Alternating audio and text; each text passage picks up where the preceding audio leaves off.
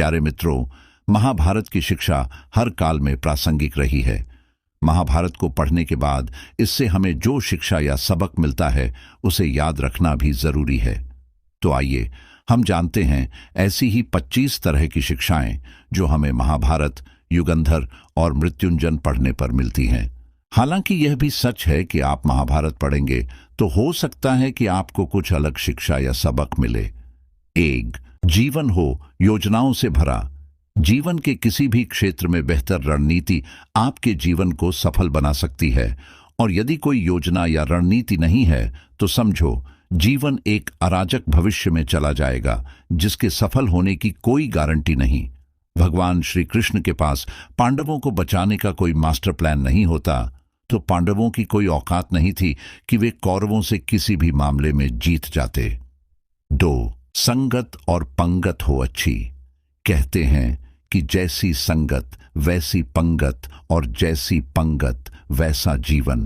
आप लाख अच्छे हैं, लेकिन यदि आपकी संगत बुरी है तो आप बर्बाद हो जाएंगे।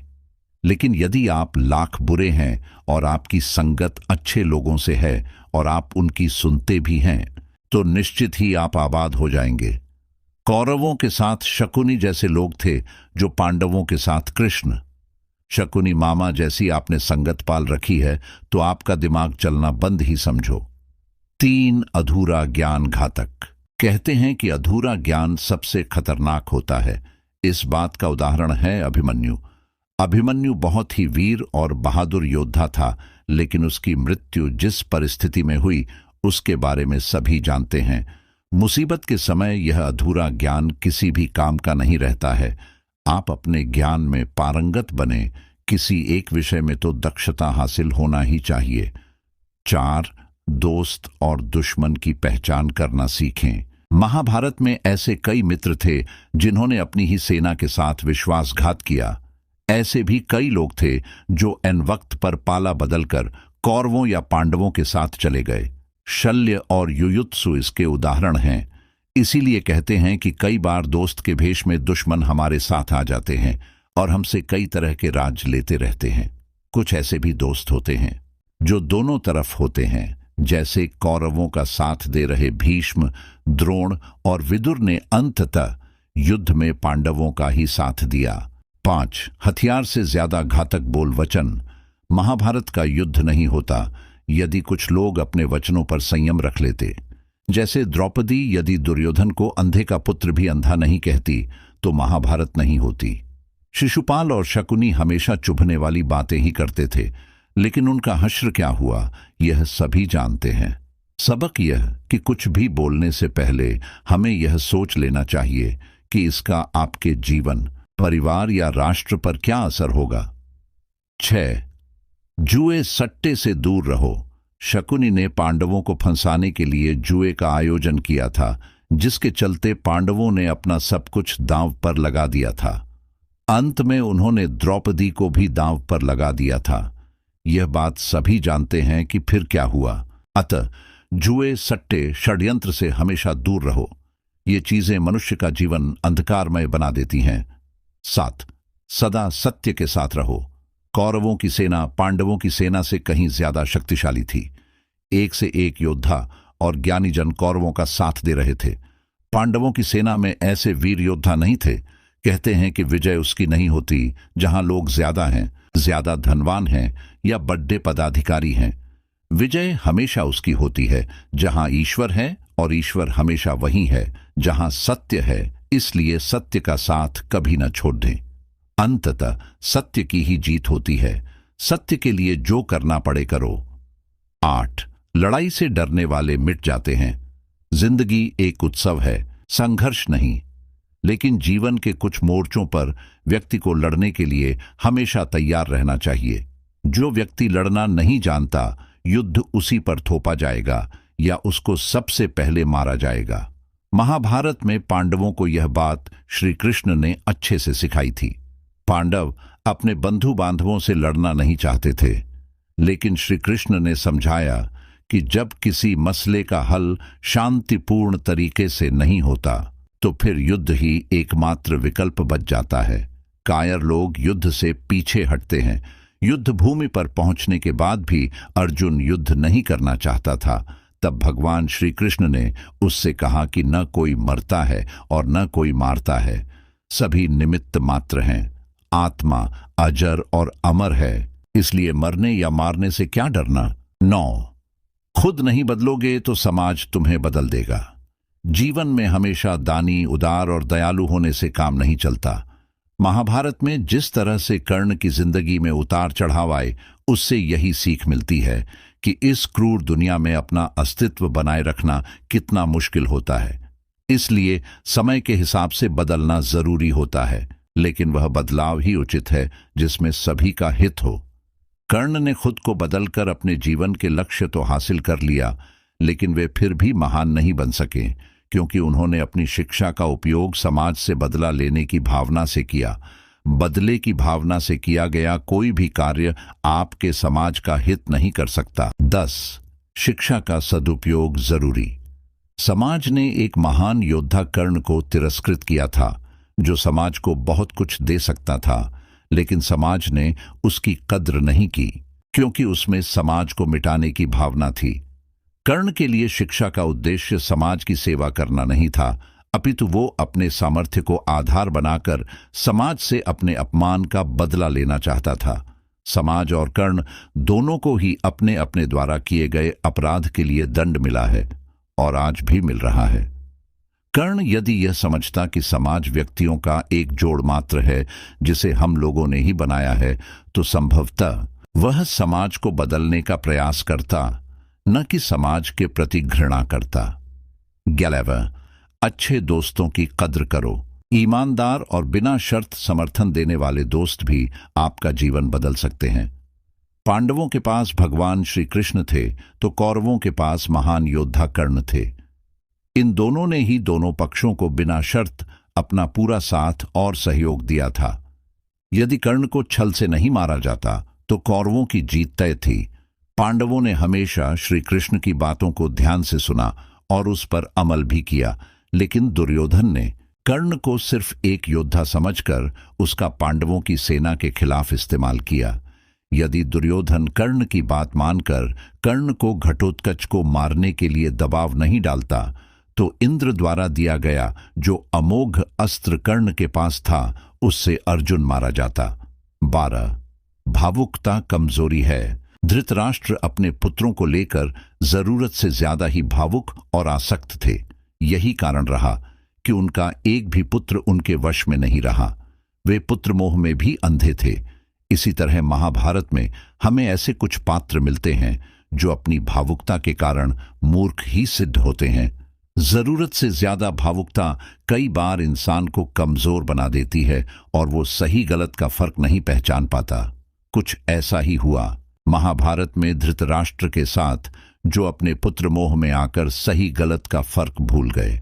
13, शिक्षा और योग्यता के लिए जुनूनी बनो। व्यक्ति के जीवन में उसके द्वारा हासिल शिक्षा और उसकी कार्य योग्यता ही काम आती है। दोनों के प्रति एकलव्य जैसा जुनून होना चाहिए, तभी वह हासिल होती है। अगर आप अपने काम के प्रति जुनूनी हैं, तो कोई भी बाधा आपका रास्ता नहीं रोक सकती। 14, कर्मवान बनो। इंसान की जिंदगी जन्म और मौत के बीच की कड़ी भर है।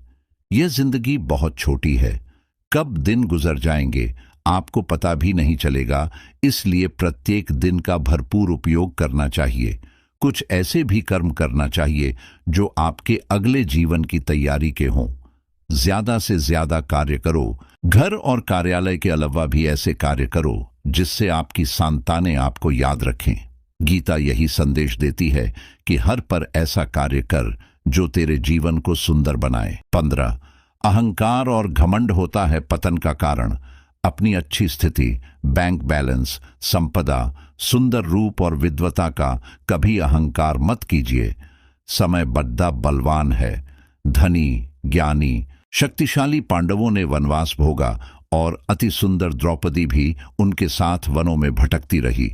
समय के खेल निराले हैं। जिस अंबा का जीवन भीष्म के कारण बर्बाद हो गया था, उसने शिखंडी के रूप में जन्म लेकर भीष्म से बदला लिया था। महाभारत में ऐसे कई उदाहरण हैं जिनसे यह प्रेरणा मिलती है कि घमंड को पतन का कारण बनने में देर नहीं लगती है। 16 कोई भी संपत्ति किसी की भी नहीं है। अत्यधिक लालच इंसान की जिंदगी को नर्क बना देता है। जो आपका नहीं है उसे अनीतिपूर्वक लेने, हड़पने का प्रयास न करे। आज नहीं तो कल उसका दंड अवश्य मिलता है। भगवान श्री कृष्ण कहते हैं कि आज जो तेरा है, कल बीता हुआ कल किसी और का था और कल आने वाला कल किसी और का हो जाएगा। अथ तू संपत्ति और वस्तुओं से आसक्ति मत पाल, यह तेरी मृत्यु के बाद यहीं रखे रह जाएंगे। अर्जित करना है तो परिवार का प्रेम और अपनत्व अर्जित कर, जो हमेशा तेरे साथ रहेगा। 17 ज्ञान का हो सही क्रियान्वयन। शिष्य या पुत्र को ज्ञान देना माता पिता व गुरु का कर्तव्य है, लेकिन सिर्फ ज्ञान से कुछ भी हासिल नहीं होता। बिना विवेक और सद्बुद्धि के ज्ञान अकर्म या विनाश का कारण ही बनता है। इसलिए ज्ञान के साथ विवेक और अच्छे संस्कार देने भी जरूरी हैं। हमने ऐसे कई व्यक्ति देखे हैं जो है तो बड़े ज्ञानी, लेकिन व्यक्तित्व से दब्बू या खब्बू हैं, या किसी जंगल में धूनी रमा कर बैठे हैं। उनके ज्ञान से न तो परिवार का हित हो रहा है और न समाज का। ऐसे लोगों को कहते हैं अपने मियाँ मिट्ठू, खुद लिखे और खुद ही बांचे। 18 दंड का डर जरूरी। न्याय व्यवस्था वही कायम रख सकता है जो दंड को सही रूप में लागू करने की क्षमता रखता हो। यह चिंतन घातक है कि अपराध से घृणा करो, अपराधी से नहीं। दुनिया भर की जेलों से इसके उदाहरण प्रस्तुत किए जा सकते हैं कि जिन अपराधियों को सुधारने की दृष्टि से पुनर्वास कार्यक्रम चलाए गए, उन्होंने समाज में जाकर फिर से अपराध को अंजाम दिया है। अपराधी को हर हाल में दंड मिलना ही चाहिए। यदि उसे दंड नहीं मिलेगा तो समाज में और भी अपराधी पैदा होंगे और फिर इस तरह संपूर्ण समाज ही अपराधियों का समाज बन जाएगा। युधिष्ठिर के अहिंसा में उनके विश्वास को देखते हुए युद्ध के बाद भीष्म को उन्हें उपदेश देना पड़ डढ़ा कि राजधर्म में हमेशा दंड की जरूरत होती है, क्योंकि प्रत्येक समाज में अपराधी तो होंगे ही। दंड न देना सबसे बड़ा अपराध होता है। 19 न्याय की रक्षा जरूरी। न्याय हमेशा उन लोगों के साथ होता है जो शक्तिशाली हैं या जो न्याय पाने के लिए प्राणपण से उत्सुक हैं। जिन्होंने अपने लिए न्याय मांगा है, उनके साथ ईश्वर ने न्याय किया भी है। मांगोगे नहीं तो मिलेगा भी नहीं, यह प्रकृति का नियम है। गुरु द्रोणाचार्य ने कर्ण और एकलव्य के साथ जरूर अन्याय किया था, लेकिन आज दुनिया अर्जुन को सर्वश्रेष्ठ धनुर्धर नहीं मानती, क्योंकि कर्ण और एकलव्य ने हमेशा न्याय की मांग की और अंत में आज दुनिया उन्हें श्रेष्ठ धनुर्धर मानती है। महाभारत हमें सिखाती है कि न्याय की रक्षा करना कितना जरूरी है, लेकिन यह भी एक कटु सत्य है कि न्याय सिर्फ शक्तिशाली लोगों के साथ ही है। 20 छिपे हुए को जानने का ज्ञान जरूरी। यह जगत या व्यक्ति जैसा है वैसा कभी दिखाई नहीं देता, अर्थात लोग जैसे दिखते हैं वैसे होते नहीं, चाहे वह कोई भी हो। महाभारत का हर पात्र ऐसा ही है, रहस्यमयी। छिपे हुए को जानना ही व्यक्ति का लक्ष्य होना चाहिए, क्योंकि ज्ञान ही व्यक्ति को बचाता है। भगवान श्री कृष्ण के ऐसे कई योद्धा थे जो छिपे हुए सत्य को जानते थे। 21 सफर करने में होती है बरकत। एक स्थान से दूसरे स्थान पर जाना या एक स्थान को छोड़कर दूसरे स्थान पर रहने से लाभ ही मिलता है। पांडवों को हस्तिनापुर छोड़कर 2 बार जंगल में रहना पड़ा और अंत में उनको जब खांडवप्रस्थ मिला तो वे वहां चले गए। इसी तरह भगवान श्री कृष्ण को भी कई बार मथुरा को छोड़कर जाना पड़ा और अंत में वे द्वारिका में बस गए थे। कई बार लोगों को व्यापार या नौकरी के लिए दूसरे शहर या देश में जाना होता है। 22 गोपनीयता और संयम जरूरी। जीवन हो या युद्ध, सभी जगह गोपनीयता का महत्व है। यदि आप भावना में बहकर किसी को अपने जीवन के राज्य बताते हैं या किसी व्यक्ति या समाज विशेष पर क्रोध या कटाक्ष करते हैं तो आप कमजोर माने जाएंगे। महाभारत में ऐसे कई मौके आए जबकि नायकों ने अपने राज ऐसे व्यक्ति के समक्ष खोल दिए जो राज जानने ही आया था, जिसके चलते ऐसे लोगों को मुंह की खानी पड़ी। दुर्योधन, भीष्म, बर्बरिक ऐसे उदाहरण हैं जिन्होंने अपनी कमजोरी और शक्ति का राज्य खोल दिया था। 23 चिंता, भय और अशांति है मृत्यु का द्वार। किसी भी प्रकार की चिंता करना, मन को अशांत रखना और व्यर्थ के भय को पालते रहने से मृत्यु आसपास ही मंडराने लगती है। मौत तो सभी को आनी है, फिर चिंता किस बात की?